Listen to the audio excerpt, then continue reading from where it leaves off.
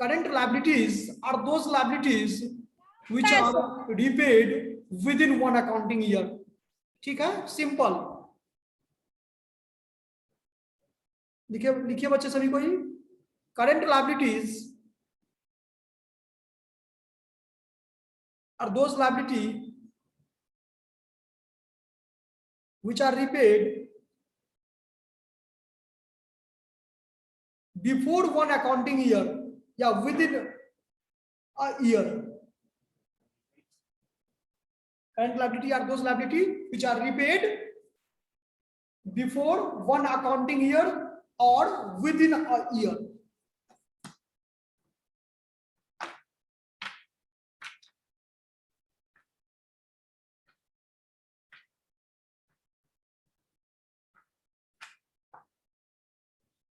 For example, creditors,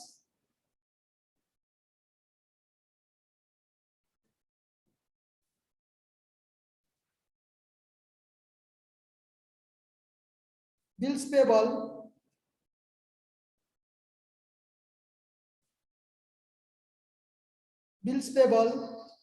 outstanding expenses,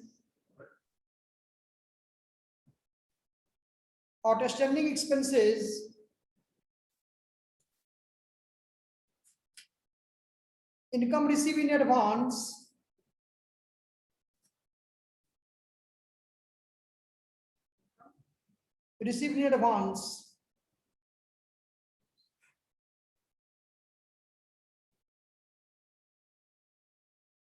etcetera.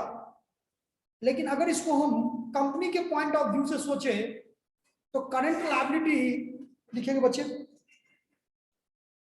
Paragraph change करके. Current liability shall include, current liability shall include the liabilities start हो दो ice cream जैसा दिखो ना. liabilities shall include the liabilities due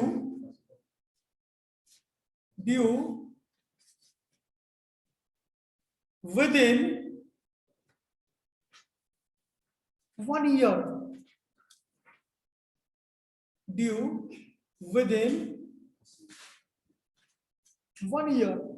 ये समझ में आया?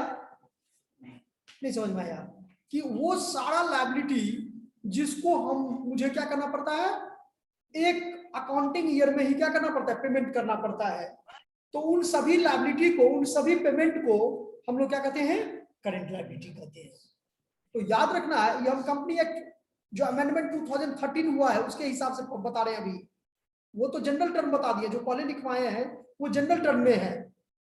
जनरल टर्म में यही समझना है कि वो सारा लायबिलिटीज जिसको हमको क्या करना है, एक अकाउंटिंग ईयर में पेमेंट करना है, एक साल के अंदर में पेमेंट करना है, उन सभी लायबिलिटी को हम लोग क्या कहेंगे, करंट लायबिलिटी कहेंगे. लेकिन जब कंपनी एक्ट में जाओगे आप, तो कंपनी एक्ट में बताया गया है कि current liability are also classified into 4 categories. कितना कैटेगरी? 4 कैटेगरीज में होता है. वही अभी पॉइंट नोट करवा रहे हैं. बच्चे यहां पर it shall include the following, ABCD करके लिखिएगा. ए में लिखिए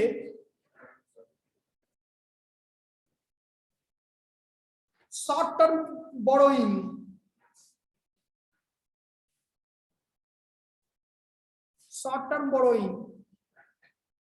और इसी में एग्जांपल के रूप में लिख लीजिएगा शॉर्ट टर्म बोरोइंग में ही, loan repayable on demand, loan repayable on demand, loan repayable on demand,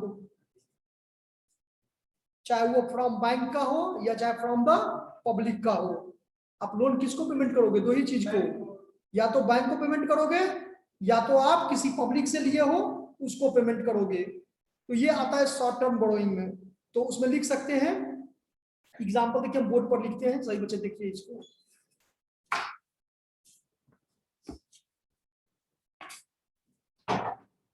current liability are also classified into 4 categories. First category अभी आपको समझा रहे बच्चे, शॉर्ट टर्म बोरोइंग में। शॉर्ट टर्म बोरोइंग में क्या क्या आता है, तो फर्स्ट पॉइंट क्या लिखवाए हैं अभी आपको, लोन रिपेबल। फर्स्ट नंबर में लोन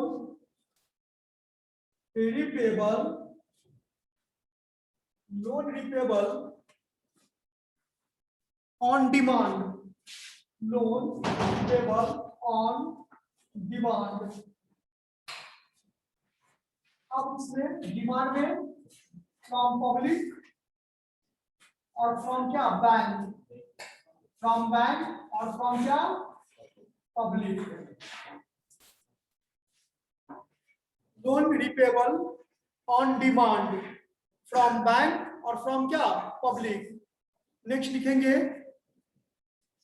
डिपॉजिट्स, सेकंड में इसमें डिपॉजिट्स। सही एग्जाम्पल में या फिर बी हो गया? नहीं एग्जांपल में ही है, शॉर्ट टर्म बोरोइंग में ही एग्जांपल में है, शॉर्ट टर्म बोरोइंग में ही फर्स्ट एग्जांपल ये था, सेकंड एग्जांपल ये है डिपॉजिट्स। थर्ड में लिख लीजिएगा other loan and advance, third में other loan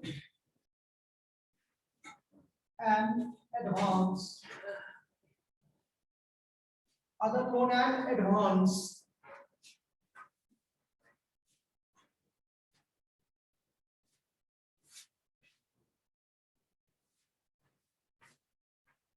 other loan and advance, ये हो गया शॉर्ट टर्म बोरोइंग में। जो ए नंबर है, current liability are also classified into 4 category A B C D. अब ए में ये एग्जांपल हो गया, ए में क्या था, शॉर्ट टर्म, विशाल नोट करो, short term borrowing.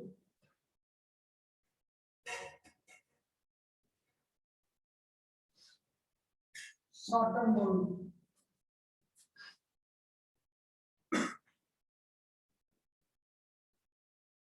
Short term borrowing का ये एग्जांपल है। सेकंड में बी नंबर में लिखेंगे trade payable, trade payable, trade payable.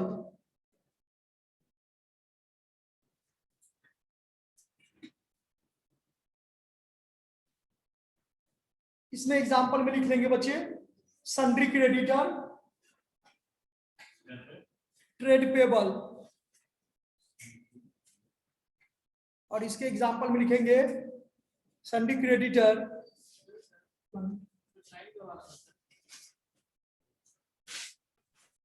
क्या था, सन्ड्री क्रेडिटर। फॉर एग्जांपल में लिखिए इसमें सन्ड्री क्रेडिटर, सेकंड लिखिए bills payable, first sundry creditor, second लिखिए बिल्स पेबल, थर्ड लिखिए,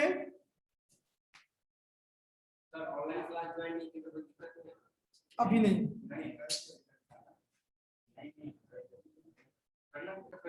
लिखिए तो sundry creditor and bills payable, this should be repayable, this should be repayable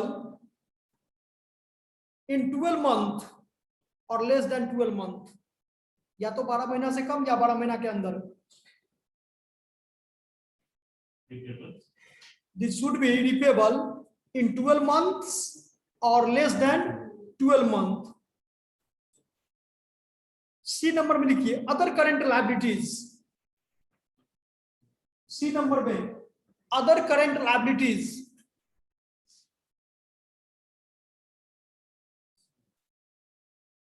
other current liabilities, इसमें लिखिए current maturities of long term debt, current maturities of long term date,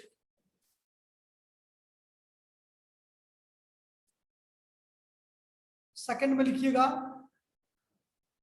outstanding, इसी में other current liability में अभी 5-7 example हम आपको लिखवाएंगे, ठीक है। अदर करंट लायबिलिटीज, अदर नहीं, आउटस्टैंडिंग लगा दो वहां पर, outstanding and payable interest on loan, outstanding interest on loan, income receive in advance. Next example में सब अदर करंट लायबिलिटी में आता है। आउटस्टैंडिंग इंटरेस्ट हो गया और उसके बाद इनकम रिसीव इन एडवांस। नहीं कहते कोई इनकम मतलब रेंट रिसीव करना था 12 मंथ का, रिसीव कर लिया 15 मंथ का, तो 3 मंथ का क्या करना पड़ेगा, मुझे लौटाना पड़ेगा ना। तो वो एडवांस जो हो गया रिसीव इन एडवांस, वो भी होता है करंट लायबिलिटी। और करंट लायबिलिटी में कौन सा, अदर करंट लायबिलिटीज। आगे लिखेंगे अनपेड डिविडेंड्स,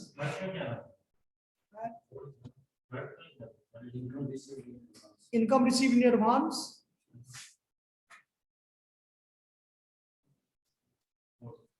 फोर्थ में लिखेंगे अनपेड डिविडेंड। अनपेड डिविडेंड, किसी भी कंपनी को डिविडेंड जब शेयर होल्डर को पेमेंट करना रहता है और वो किसी कारणवश उसको पेमेंट नहीं करता है, तो वो भी अदर करंट लायबिलिटी का ही क्या होता है, पार्ट होता है। कितना पॉइंट हुआ। Outstanding expenses,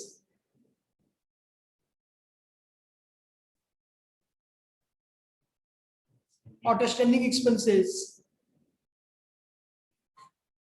calls in advance,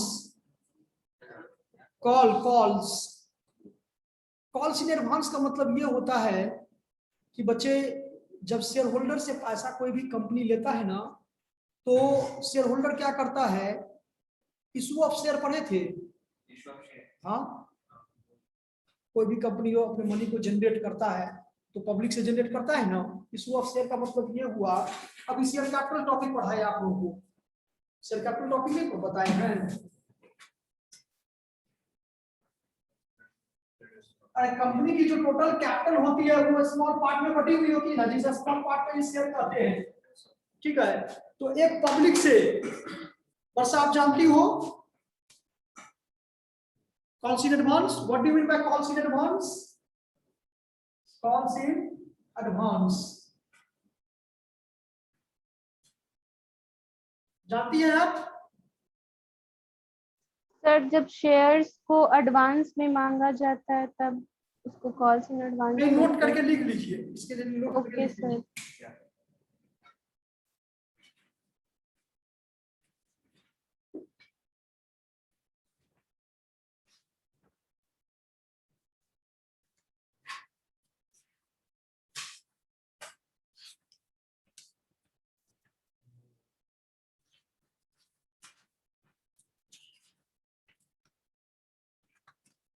जब शेयर होल्डर से पैसा डिमांड किया जाता है और शेयर होल्डर क्या करता है, अपने नेक्स्ट इंस्टॉलमेंट का पैसा पहले ही दे देता है, तो उस अमाउंट को हम लोग क्या कहते हैं, कॉल्स इन एडवांस कहते हैं। तो कंपनी को वो पैसा आज नहीं तो कल क्या करना पड़ता है, रिफंड करना पड़ता है, चुकाना पड़ता है या एडजस्ट करना पड़ता है। तो कॉल्स इन एडवांस पर अब ये तो परसेंटेज इंटरेस्ट भी देता है पब्लिक को, कॉल्स इन एरियर पर 5% और उस पर जो है 6% है कॉल्स इन एडवांस पर, ठीक है। लिखिए calls in advance, when, note करके लिखेंगे बच्चे, when any share holder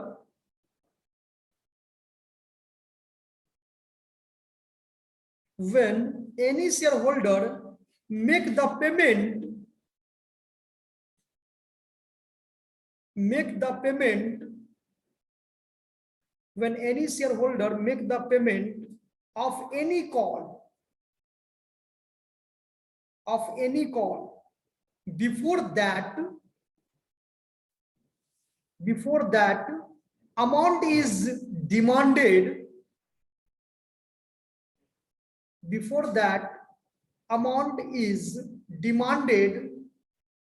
on the shares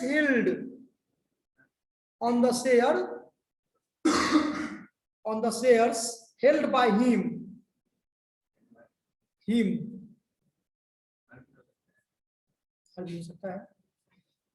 the amount so received by the company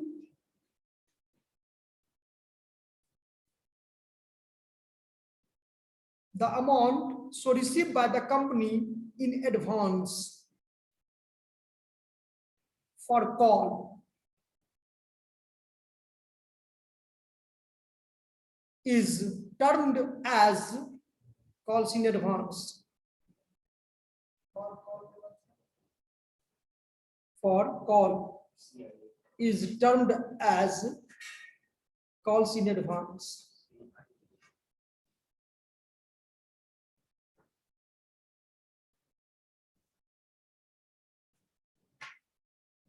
ये आया समझ में? एक बार पढ़िए तो, इसको पढ़ के देखिए तो।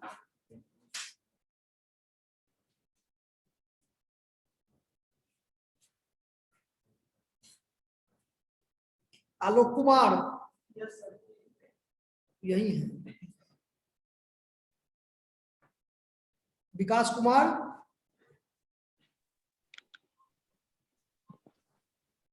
विकास,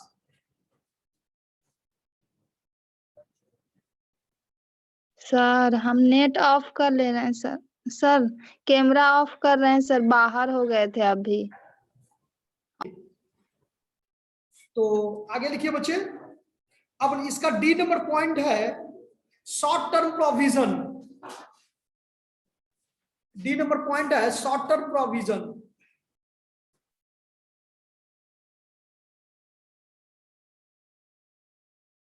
short term provision will be classified. Short-term provision will be classified as follows. First लिखिए, सर एक provision for second employee benefit. Sir current liability का 3 ही ना हुआ सर? करंट लायबिलिटी का अदर करंट लायबिलिटी में सर आप बोले थे ना ये 4 में डिवाइड होता है सर, तो ए हुआ short term borrowing, second trade payable, third other current liabilities और 4। हाँ, करंट लायबिलिटी में 4 वो है short term provision, trade payable, other current liabilities. एक अभी लिखवा रहे हैं short term provision. Short term provision ये ठीक भी है। लायबिलिटी है। जैसे प्रोविजन फॉर टैक्सेशन सबका नाम नहीं सुना है? सुना है। हाँ, बस वो वही सब इसमें आएगा। प्रोपोज डिविडेंड, ये सब किसमें आता है? शॉर्ट टर्म प्रोविजन में। तो लिखो ना फर्स्ट, एक पहला पॉइंट में लिखो। हाँ, डी का first, provision for employ benefit. Provision for employ benefits. और सेकंड में लिखिए others such as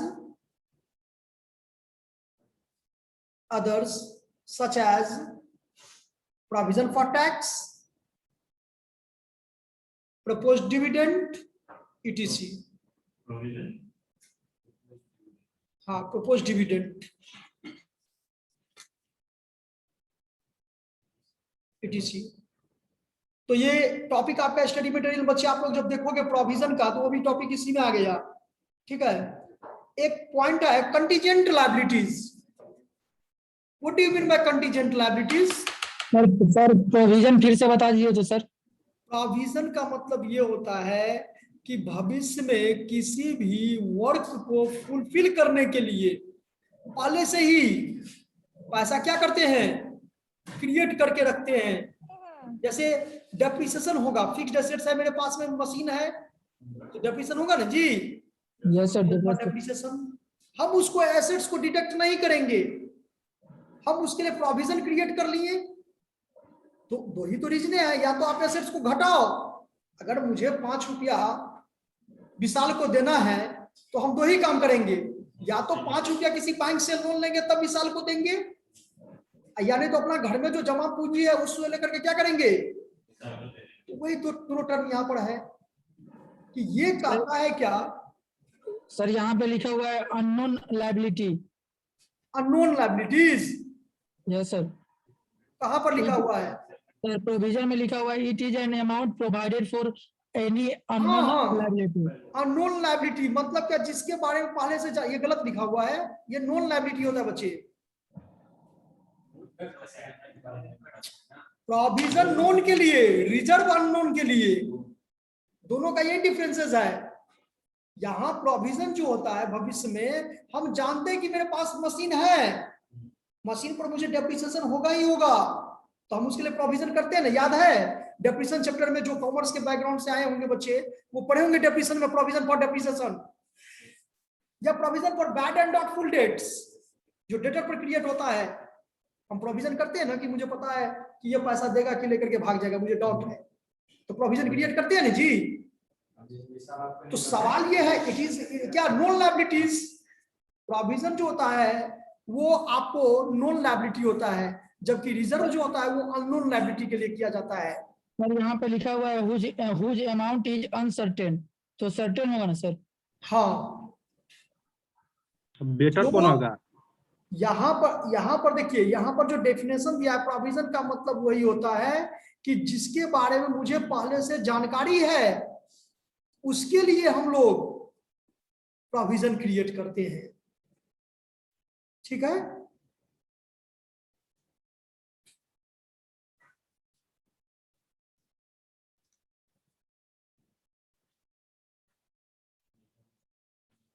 आगे लिखिएंगे कंटीजेंट लायबिलिटीज।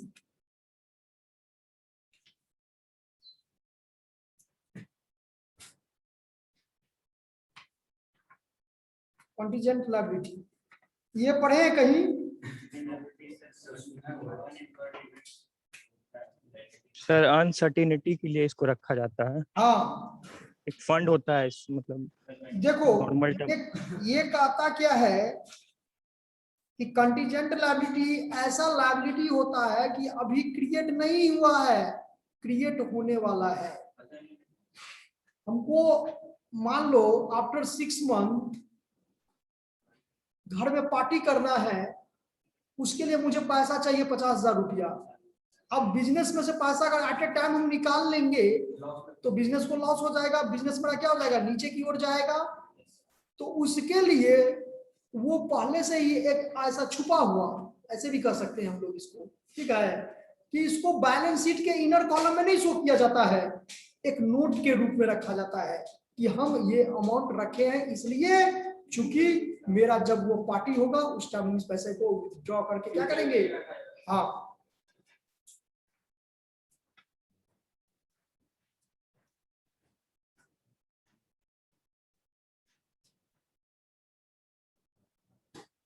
देखो अभी हम थोड़ा एक टॉपिक बता रहे थे, तो थोड़ा हुआ मुझे, तो हम देखिए पीछे थोड़ा चेक कर लें। देखिए क्लियर लिखा हुआ है बच्चे, ध्यान देना।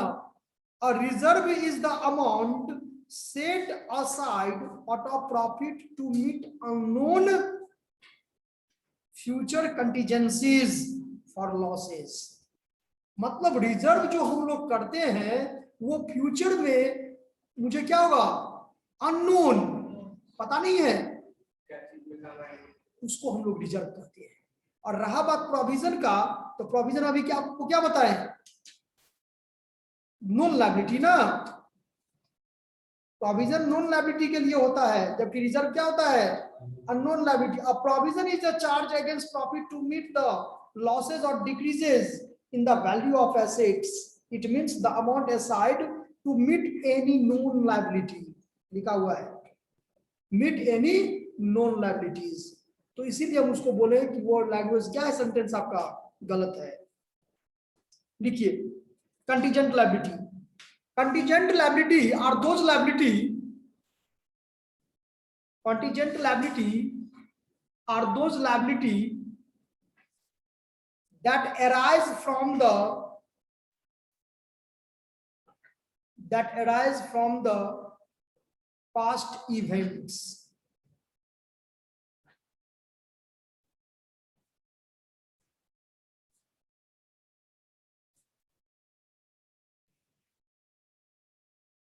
Whose existence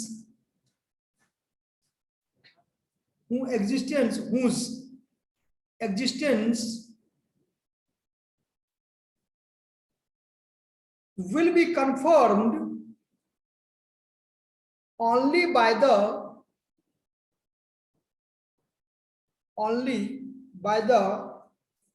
occurrence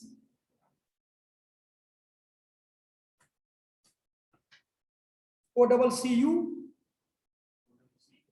occurrence का spelling OCCU RENCE, occurrence of one or more uncertain future event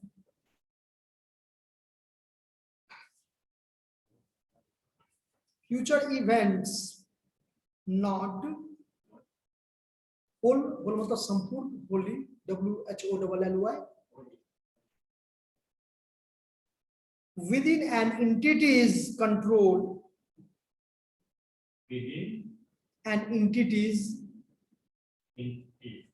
control.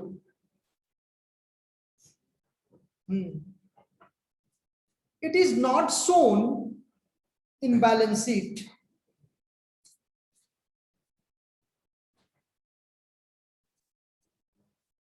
या बैलेंस शीट में इसको शो नहीं करते हैं. It is shown as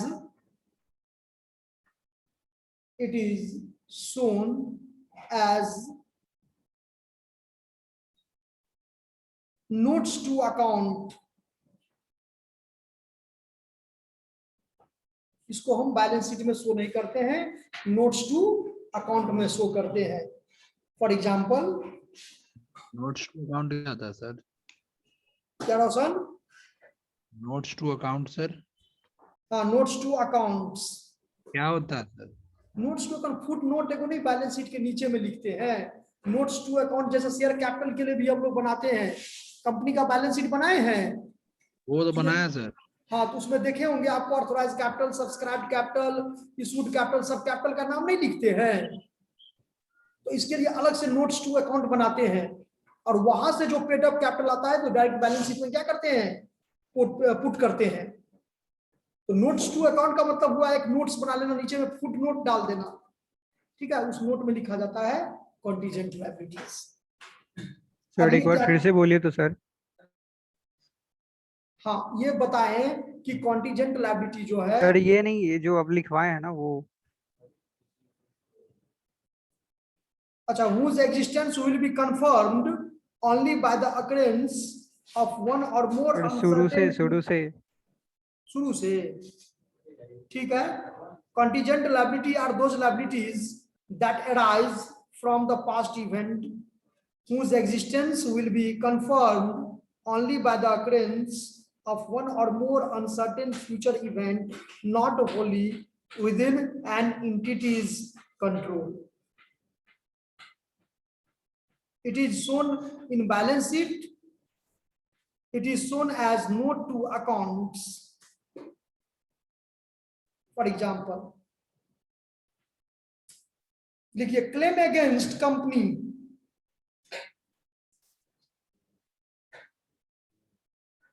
Claim against company जो कि कंपनी के नॉलेज में नहीं था.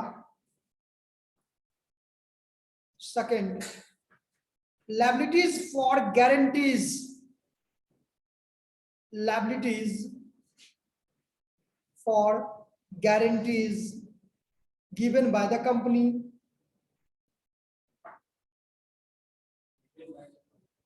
Given by the company.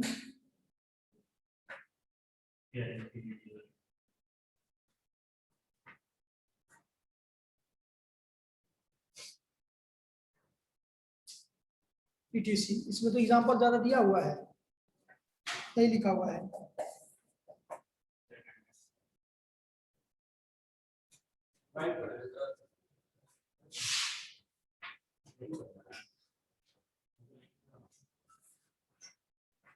Okay, समझ में आया?